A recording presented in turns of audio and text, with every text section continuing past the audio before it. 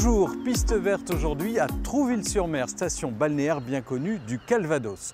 Nous avons rendez-vous avec Laura, une jeune créatrice de mode qui s'est installée ici. Elle a choisi de fabriquer des vêtements uniquement à partir de tissus de seconde main.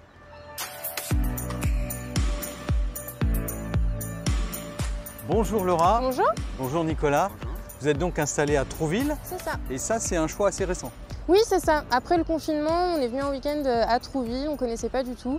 Et on a eu un gros coup de cœur, on voulait déménager, on s'est dit ok, c'est ici, on va déménager à Trouville. Donc tu as un atelier à Trouville avec une façon de travailler un peu particulière puisque tu n'utilises pas de tissu neuf. Pourquoi ce choix? C'est ça. Donc du coup, après des études de mode, j'ai découvert que la mode était une industrie très polluante. Et ayant un engagement écologique personnel, j'avais pas envie d'y contribuer en fait avec mon métier de polluer encore plus. Donc je me suis renseignée et la technique que j'utilise c'est l'upcycling. Donc c'est pas du recyclage, c'est du surcyclage. Donc en fait on redonne une valeur ou une fonction à quelque chose qui a déjà été utilisé. Et donc c'est ce que je fais. Tout ça se passe dans un atelier qui est à quelques centaines de mètres d'ici. Exactement, juste derrière. Juste derrière. Eh ben on y va.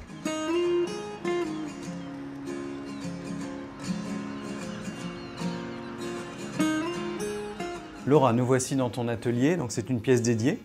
Exactement, c'est pour l'atelier de la marque Studio Musis, du coup la marque avec laquelle je fais les vêtements en tissu de seconde main. Qu'est-ce qu'on va trouver au studio Musis? Alors on peut trouver des kimonos de cette forme-là, qui sont donc des vestes unisexes avec des emmanchures très larges, vraiment comme les kimonos. Après j'ai des jupes, donc toujours en tissu de seconde main, des robes. Donc style baby doll, très vintage, j'essaye toujours de rester dans des coupes un peu vintage, toujours au clin d'œil au tissu. Je garde toutes mes chutes de tissu et je m'en sers pour faire les chouchous. Et vu que je suis dans une démarche vraiment éthique, éco-responsable et zéro déchet, autant quand j'ai un tissu, autant prendre tout ce que je peux dedans que de le laisser et de le mettre à la poubelle. Il y a déjà assez de déchets. Donc la plupart de mes tissus viennent des Emmaüs ou des ressourceries, mais il y en a aussi beaucoup que je chine. Dès que je peux, je cherche et je chine. Donc c'est ici le grand stock de tissus. Oula! Ça c'était une chute de tissu, un coupon de tissu. D'accord, je fouille un peu, moi Ça je regarde aussi. parce que je suis curieux. Housse de couette ici. Ah oui, c'est ça, j'allais dire, ça fait housse de couette, mais en fait c'est une housse de couette. Exactement. D'accord. Un rideau. Un rideau. Voilà, Donc en fait, quand on dit tu as fait ta robe dans des rideaux, ici c'est vrai. Oui, c'est possible ici. Donc en fait, tous ces tissus, Laura, ce ne sont pas des tissus de vêtements. Non, c'est souvent du linge de maison, des tissus d'ameublement, les nappes aussi, comme les nappes provençales. Je fais des vêtements avec les nappes provençales.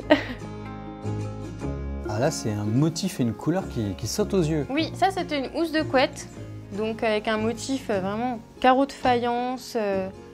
Celui-ci, du coup, j'ai fait une chemise avec. Et là, je le conserve pour faire soit une autre chemise, et j'ai aussi fait un kimono uni avec le bord des manches et le col dans ce tissu. Je suis sûr qu'il est parti très vite. Oui. Ouais, ouais. En fait, quand je chine des tissus, j'ai pas forcément l'idée de ce que je vais faire. Je vais pas à la recherche d'un tissu en disant ok, il me faut un tissu pour un kimono. C'est quand je vois le tissu, j'arrive à savoir ce que je vais faire avec. Ce qui est compliqué, c'est que j'ai pas la possibilité de faire beaucoup de stock dans un même motif ou dans une même matière. Je peux pas appeler un fournisseur et dire ok, il me faut 5 mètres. Ça, c'est pas possible. Donc ça, c'est un peu l'inconvénient. Après, je sais que je manquerai jamais de matière. J'avais lu une étude qui disait que 95% des textiles jetés pouvaient être réutilisés. Il faut vraiment essayer de trouver le juste milieu pour avoir le tissu qui se prête bien aux vêtements qu'on veut faire. C'est vrai qu'un tissu trop épais pour une robe, ça va pas être le même rendu que sur un kimono pour une veste. Donc il faut vraiment chiner le bon tissu en termes de texture. Mais la doublure, tu vas aussi la faire avec du tissu de seconde main? Oui, souvent quand j'achète les doubles rideaux, je conserve les doublures justement, des doubles rideaux qui sont blanches, ou je chine aussi des draps housses blancs.